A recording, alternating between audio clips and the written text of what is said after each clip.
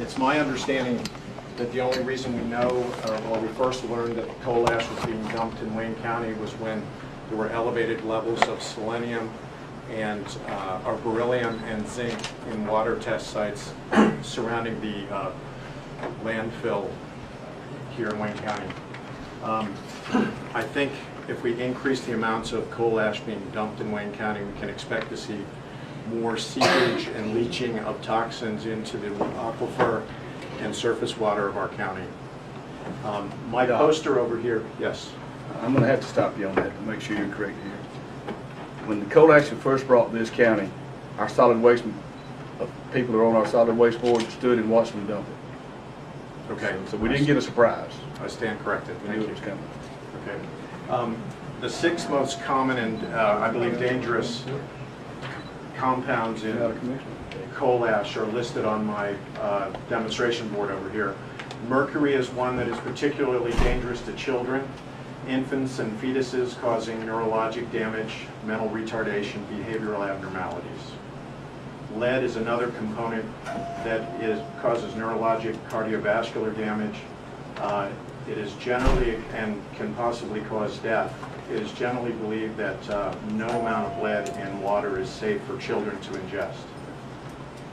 Chromium, particularly chromium-6 or hexavalent chromium, is known to cause cancer of the stomach, intestinal ulcers, and stomach ulcers.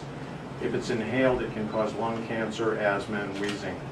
This is the substance made famous, I think, by Aaron Brockovich movie, the same toxin that was in that environment. Arsenic can cause skin cancer, lung cancer, cardiovascular damage, urinary tract cancers, and inhalation irritation. Selenium is a substance that's in the body, but in toxic amounts can cause impaired vision, paralysis, and even death. Boron is another substance that, when inhaled, can cause respiratory irritation. It can also cause damage to the testes, intestines, liver, kidneys, and brain, and eventually lead to death.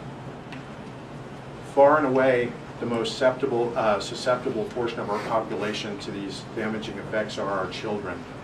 Their brains are still developing and their neurologic systems as well. Their organ systems are still developing.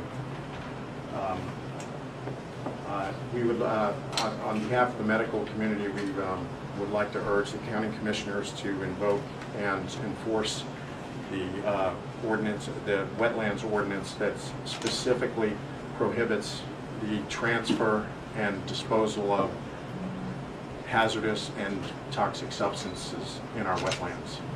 Thank you in advance for looking out for the health and well-being of our community. Thank you, Doctor.